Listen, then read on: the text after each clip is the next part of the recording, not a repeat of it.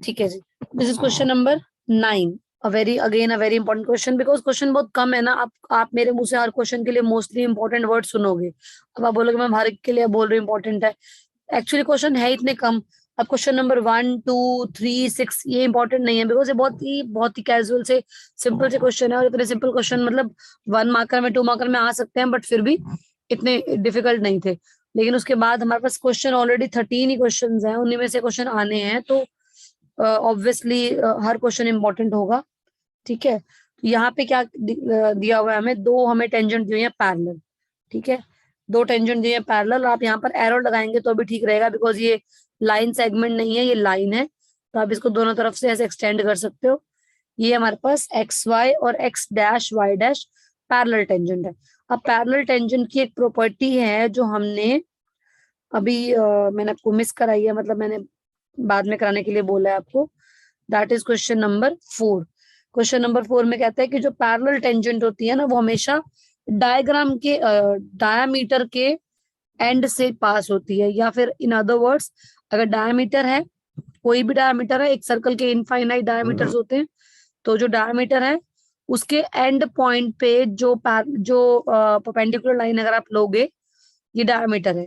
आपने यहाँ पर एक परपेंडिकुलर लिया और यहाँ पे एक परपेंडिकुलर लिया, तो ये दो लाइन जो है टेंजेंट भी है और एज वेल एज पैरेलल भी है। और कन्वर्स भी ट्रू है इसका, कि अगर दो पैरेलल टेंजेंट्स हैं तो वो जो ड्रॉन होंगी पैरेलल टेंजेंट हमेशा डायमीटर के एंड पॉइंट पे होंगी। क्योंकि ये दोनों पैरेलल टेंजेंट गिवन थी, तो मैंने ये point of contact which is P and ये point of contact which is Q, इनको जब ज्वाइन किया तो ये लाइन ऑटोमेटिकली सेंटर से पास करेगी। Why? Because we know that the line joining the point of contacts of the parallel tangents is always a diameter. I repeat, the line segment joining the point of contacts of two parallel tangents is always a diameter. That means it will pass through the center. तो उस कहानी से P O Q एक diameter हमारे पास आ गया। ये parallel tangents हैं। अब यहाँ पे हमारे पास इतनी सारी प्रॉपर्टीज हैं यूज करने के लिए, और इस क्वेश्चन में मुझे सिर्फ क्या करना है, यू हैव टू प्रूव और find angle A O B, where this is your point A and this is your point B, और आपको ये वाला एंगल निकालना है। अब इस क्वेश्चन को करने के ना बड़े सारे मेथड हैं, बहुत सारे। आप ये स्ट्रेट एंगल भी यूज कर सकते हो। देखो ये पूरा स्ट्रेट एंगल है, क्योंकि स्ट्रेट लाइन है तो स्ट्रेट एंगल हो गया 180 डिग्री। अब 180 में ये वाला एंगल इसके इक्वल है, ये वाला एंगल इसके इक्वल है, तो अल्टीमेटली मतलब आप डबल और हाफ करके ये 90 आपका आ जाएगा। बट मैं आपको जो मेथड बता रही हूँ वो इसलिए बता रही हूँ क्योंकि वही मेथड आपको कई सारे क्वेश्चन में यूज करना है। जैसे कि आपको जो मैं बता रही हूँ ना, यही चीज आपको 13th क्वेश्चन में यूज करनी है, यही आपको क्वेश्चन नंबर 9 में यूज करनी है, यही आपको क्वेश्चन नंबर कहीं ना कहीं देखा जाए तो 12 में भी यूज करनी है। ठीक है, वो क्या प्रॉपर्टी है, वो है थ्योरम 10.2। अभी मैंने आपको थोड़ी देर पहले भी बताया था इसी के बारे में। थ्योरम 10.2 कहती है that the from length of tangent from the external point are equal. अब यहाँ पे देखो, अगर मैंने ध्यान से देखना, बड़ा अच्छा पॉइंट है ये, जरा ध्यान से देखना इसको।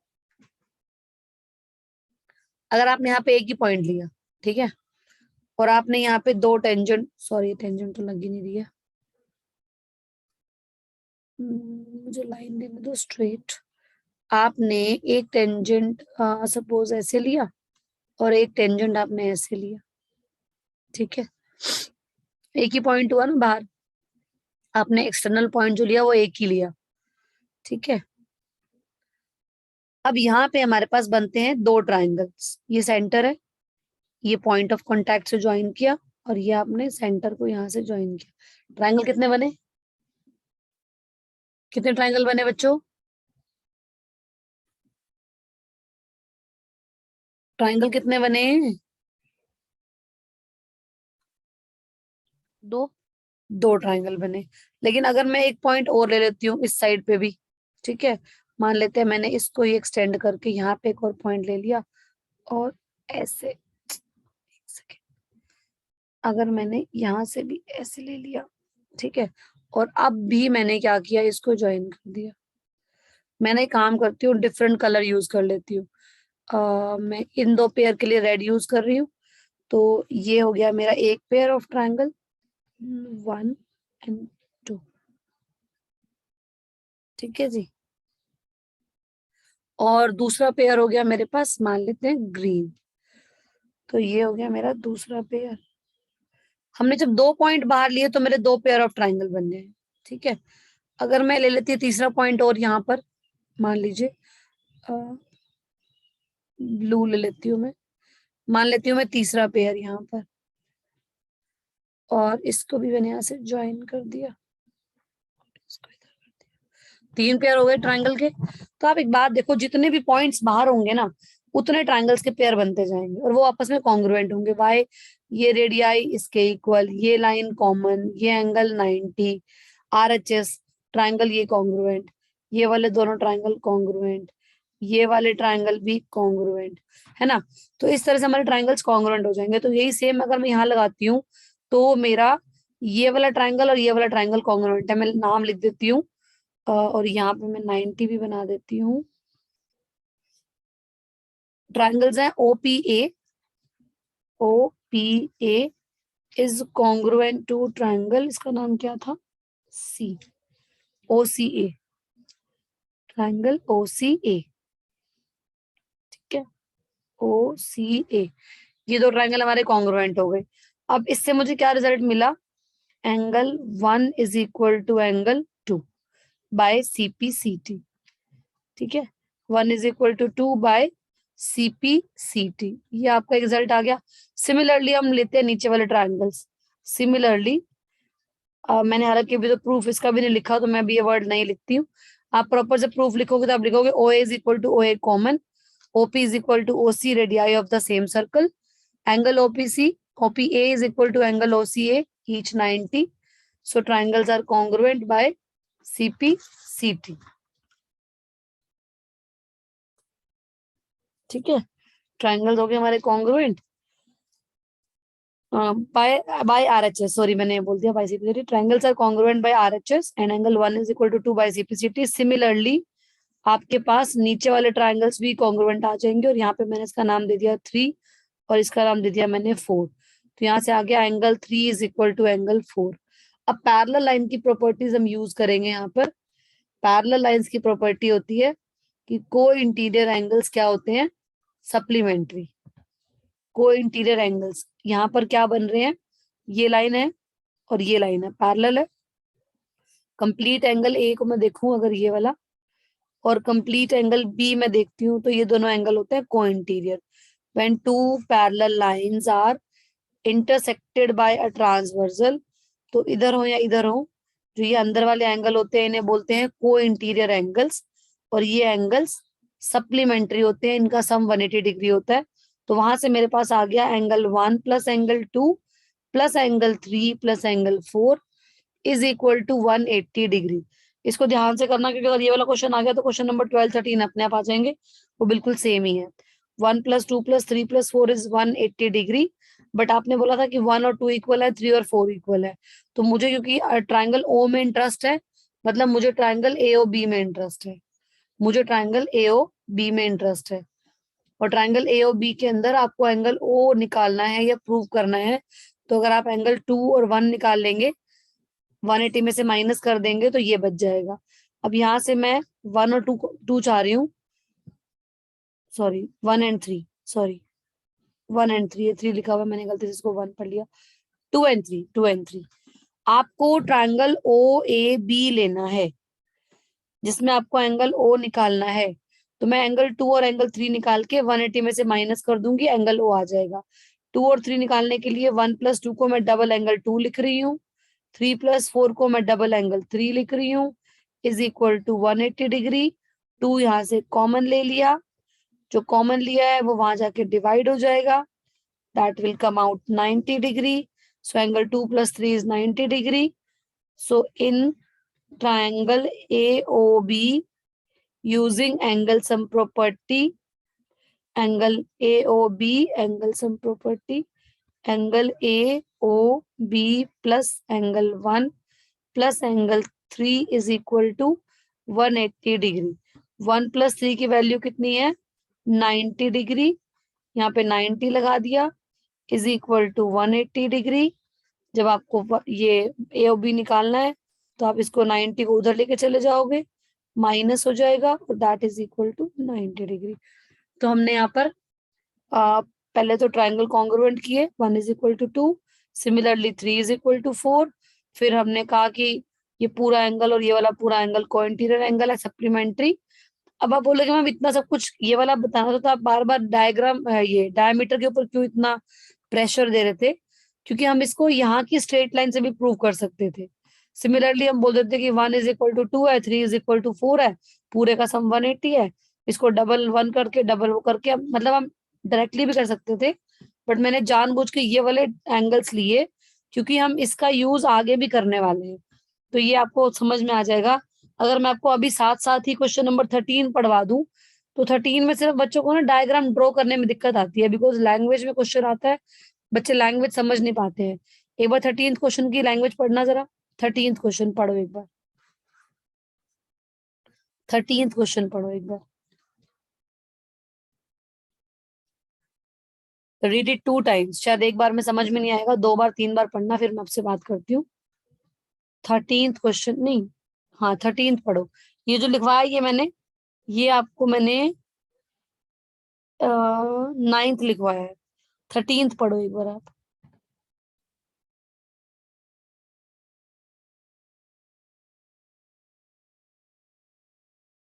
कुछ कुछ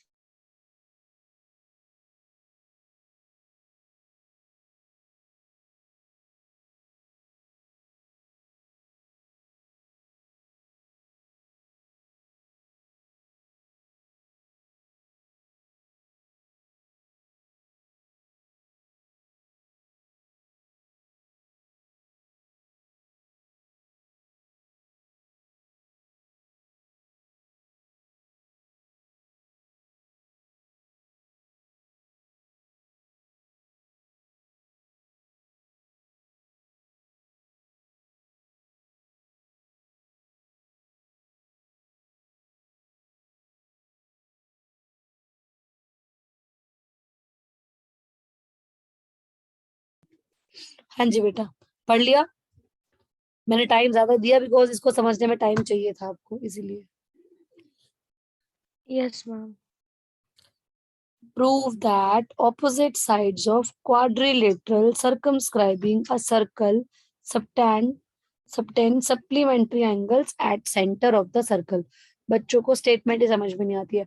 अभी हमने क्वेश्चन किया था क्वेश्चन नंबर 8, डायग्राम बिल्कुल सेम वैसा बनेगा, क्वेश्चन नंबर 8 जैसा बनेगा। मैं आपको बना के दिखाती हूँ डायग्राम। डायग्राम जो है वो क्वेश्चन नंबर 8 जैसा बनेगा। उसमें 4 पॉइंट है, मतलब जो ये वाला काम आप 2 बार कर रहे हो ना, यही काम आपको 4 बार करना है बस, नथिंग एल्स, कुछ भी अलग नहीं है। देखो, ये आपने एक लाइन बनाई, यहाँ पे आपने दूसरी लाइन बनाई, यहाँ पे आपने थर्ड लाइन बनाई, और यहाँ पे आपने फोर्थ, सॉरी यहाँ पे नहीं बनेगी, यहाँ बनेगी। ठीक है जी, ये मेरा बन गया क्वाड्रिलेटरल। थोड़ा आप इसे बेटर बना सकते हो, मेरा थोड़ा सा टेढ़ा मेढ़ा सा बन गया, कोई नहीं, आप इससे बेटर बना लेना, अच्छे से बना लेना। अब मैं क्या कर रही हूँ, सेम ये नाम कॉपी कर रही हूँ। पी का मैं पी ही लिख रही हूँ, इसको मैं ए ही लिख रही हूँ, यहाँ पे मैं सी लिख रही हूँ, यहाँ पे मैं बी लिख रही हूँ, यहाँ पे क्यू है। अच्छा, इसमें पैरेलल नहीं है तो कोई बात नहीं, पैरेलल की जरूरत ही नहीं है मुझे, हमें डायमीटर चाहिए ही नहीं, हमने टेढ़ी लाइन कर दी। लो, क्यू है ये, क्यू है ये, और ये लाइन हमने टेढ़ी कर दी थोड़ी सी। ठीक है, यहाँ पे ये लाइन स्ट्रेट नहीं है, ये डायमीटर, मतलब ये डायमीटर नहीं है इसके अंदर। ठीक है, और this is your O point. अच्छा, इधर ए था, एक मिनट बेटा, चार्जिंग लगाना बैटरी एक बार। चार्जिंग लगी हुई है? नहीं लगी हुई ना, कहीं कुछ हिल गया। देखो देखो बच्चों, ये ओ है ना, ए है ना, तो मैं क्या कर रही हूँ, इस साइड ना ए डैश ले लेती हूँ ताकि मुझे थोड़ा सा ना मैचिंग करना है, मतलब एक सिमेट्री वाला फीलिंग आ जाएगा मुझे। और बी की जगह पे मैं बी डैश ले लेती हूँ, सी की जगह पे मैं सी डैश ले लेती हूँ। ठीक, और अब मुझे लाइन उठानी पड़ेगी यहाँ से। मैंने लाइन उठा ली। अब मैं देखो क्या कर रही हूँ, कलर भी चूज कर लेती हूँ। मैं रेड ले लेती हूँ, एक पेयर मैं रेड से बनाऊंगी। This one, this one and this. ठीक है जी।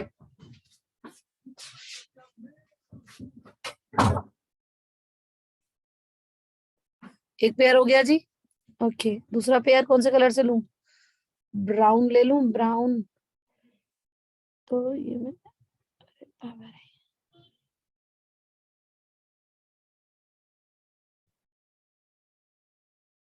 वही।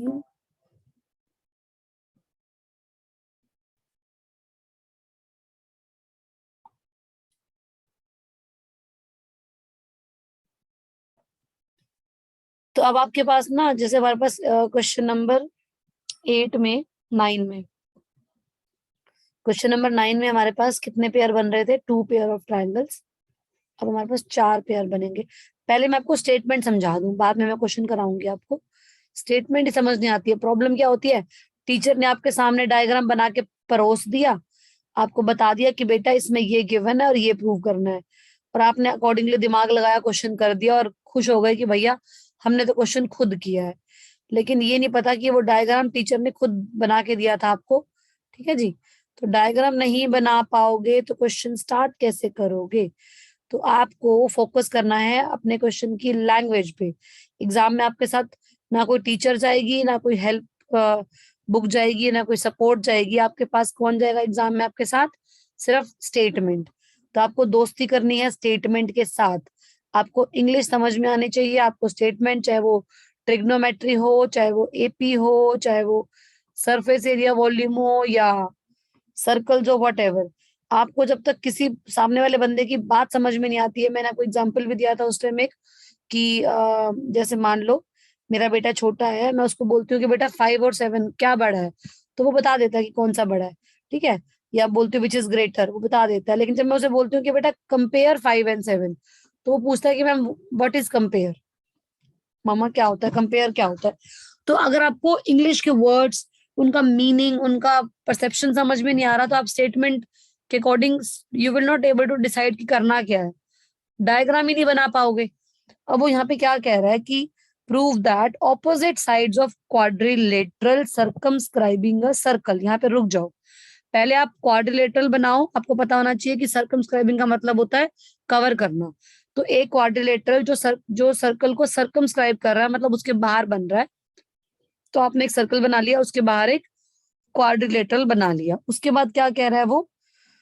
उसके बाद कह रहा है कि prove that opposite side of quadrilateral circumscribing a circle subtend supply. इसमें जो ऑपोजिट साइड्स हैं वो कौन सी हैं? एक तो ए डैश है और एक B dash. Opposite sides A dash B dash, या फिर ए बी और ए डैश बी डैश, ये ऑपोजिट साइड्स हैं। तो अगर मैं पहले पहले ये वाला पेयर ले रही हूँ, ये वाला पेयर, ठीक है, ये वाला पेयर ए डैश और बी डैश सेंटर पर जो एंगल बनाते हैं वो सप्लीमेंट्री हैं। इसका मतलब क्या है? इसका मतलब समझो। मैं पहले कलर कौन सा लूं? पिंक ले रही हूँ। ये जो ए डैश है, ये ये सेंटर पर एंगल बना रहे हैं, ये वाला। ठीक है, एक साइड जो है वो ये वाला एंगल बना रही है, ये वाला एंगल। ठीक है। क्या ये वाला एंगल और ये वाला एंगल सेम नहीं है? व्हाट डू यू से? या चलो एक काम करते हैं, हम पहले अपने क्वेश्चन से मैचिंग ले लेते हैं। हमने साइड ले ली ए बी साइड ले ली। ओके, ये ए बी साइड सेंटर पे एंगल बना रही है ए ओ बी। ठीक है। और हमने अभी ये बात प्रूव की थी, अभी जस्ट की, ये वाला एंगल 90 है। सिमिलरली अगर मैं यही काम राइट में, लेफ्ट में भी करती हूँ, तो जो हमारी ऑपोजिट साइड है ए डैश बी डैश, ये वाली साइड, ये साइड भी सेंटर पर सेम टू सेम 90 डिग्री का एंगल बनाएगी। मतलब ये वाला एंगल भी 90 डिग्री है। Are you getting my point? ये भी 90 है और ये भी 90 है। तो क्या इन दोनों का सम 180 नहीं होगा? ये भी 90, ये भी 90, इनका सम कितना होगा? 180।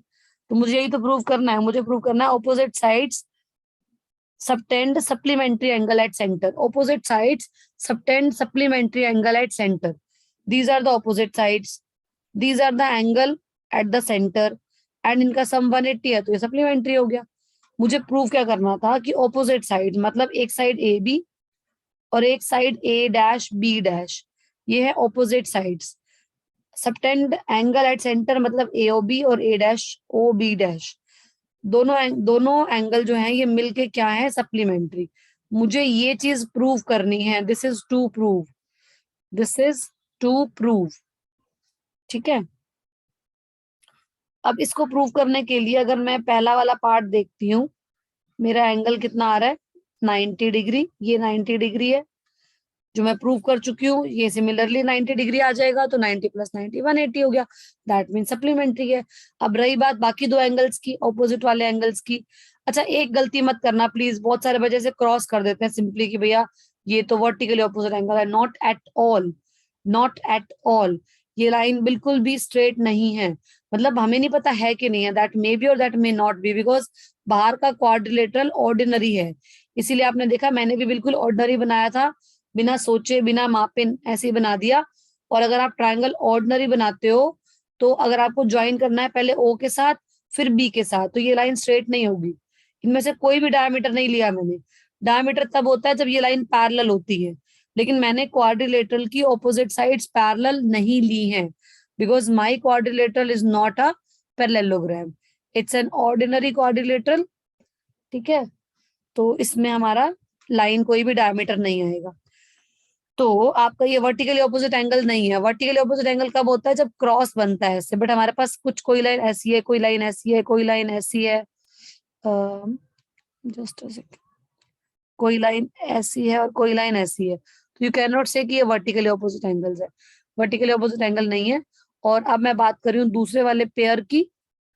अगर हमारा एक पॉइंट है ये सेंटर वाला ओ पॉइंट, और इस ओ पॉइंट के सराउंडिंग में पूरा एंगल 360 बनता है, जिनमें से ये वाला 180 निकल गया, तो बट ऑब्वियस जो बाकी होगा उनका सम भी 180 होगा.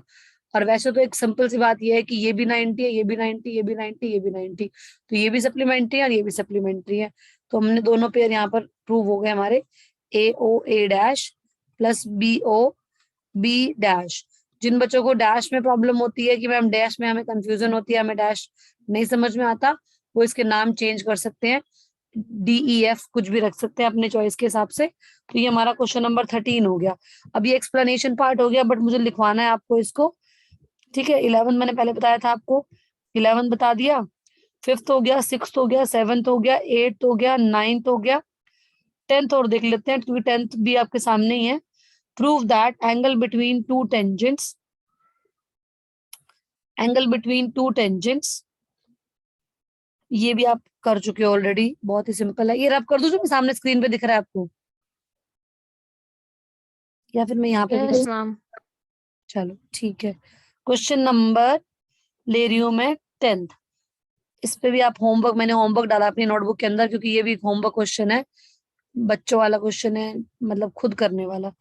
Prove that angle between two tangents.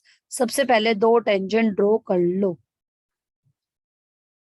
आपको प्रूव करना है angle between two tangents fine is क्या होगा, from the external point of a circle is supplementary to the angle subtended by the line segment joining the centre to point of contact. बड़े stupid लोग हैं, मतलब इसको simple सा radius radius बोल सकते थे, बट इसको रेडियस ना बोल के उन्होंने थोड़ा सा बच्चों को कंफ्यूज करने के लिए इसको लैंग्वेज को चेंज करके बोला है line segment joining the point of contact to centre.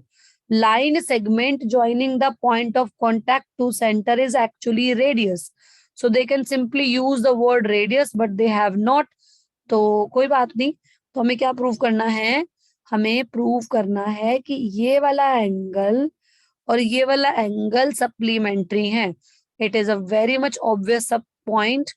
We have to prove a plus b is equal to 180 degree. What you will write, So this is point P, this is A, this is O, this is B. You will say, we know that radius is perpendicular to the tangent. So angle OAP is 90 degrees. Similarly, angle OBP is 90 degree. Now OAPB is a quadrilateral. OAPB is a quadrilateral, and we know that sum of all angles of a quadrilateral is 360 degree. ठीक है, sum of all angle of a quadrilateral is 360 degree. Therefore, angle A plus angle OAP plus angle B plus angle OBP is equal to 360 degree. Now this is your 90 and this is your 90. This is your B and this is your A. A plus B plus 90 is 180. वहां पे जाएगा 360 minus 180, it is 180. So angle A plus B हमारा 180 prove हो गया. ये हमारा हो गया क्वेश्चन नंबर 10. तो मैंने आपको 5 नहीं कराया है, 6, 7, 8, 9, 10, 11, 13 करा दिया. बच गया question number 4, 5 and 12. They can be done in 10 minutes, not a big deal. But I want कि मैं कल आपको ये सारे जो समझाए हैं परसों ट्यूसडे को, ये एक बार पीपीटी से दिखा दूं. प्रेजेंटेबल आप लिख लीजिए उसको. नोट्स भी भेज दूंगी, रिकॉर्डिंग भी भेज दूंगी. एक क्लास और बनती है क्योंकि 2 एग्जाम्पल्स कराने हैं, 2-3 एग्जाम्पल्स है. 2 क्वेश्चन 4 एंड 5 के हैं, एक 12th क्वेश्चन है. तो कुल मिला के 5-7 क्वेश्चन ये हो जाएंगे और बाकी कुछ एक्स्ट्रा क्वेश्चन हो जाएंगे. तो एक क्लास और बनती है, उसके बाद हम लोग नेक्स्ट चैप्टर पे मूव कर जाएंगे. ठीक है, आज कराऊंगी तो फिर एग्जाम्पल्स भी कराने हैं मुझे, तो इतना नहीं हो पाएगा. बाकी तो 3 क्वेश्चन बचे हैं, 4th, 5th एंड 12th. ठीक है, तो एक बार नेक्स्ट क्लास में ये बचे हुए क्वेश्चंस करा दूंगी, जो कराए हैं उनको एक बार रिकैप करा दूंगी. कोई एक्स्ट्रा क्वेश्चन इंपॉर्टेंट है वो करा दूंगी. इतना चाहिए हमको, जरूरी है, mandatory. Then I will move to next chapter. Any doubt?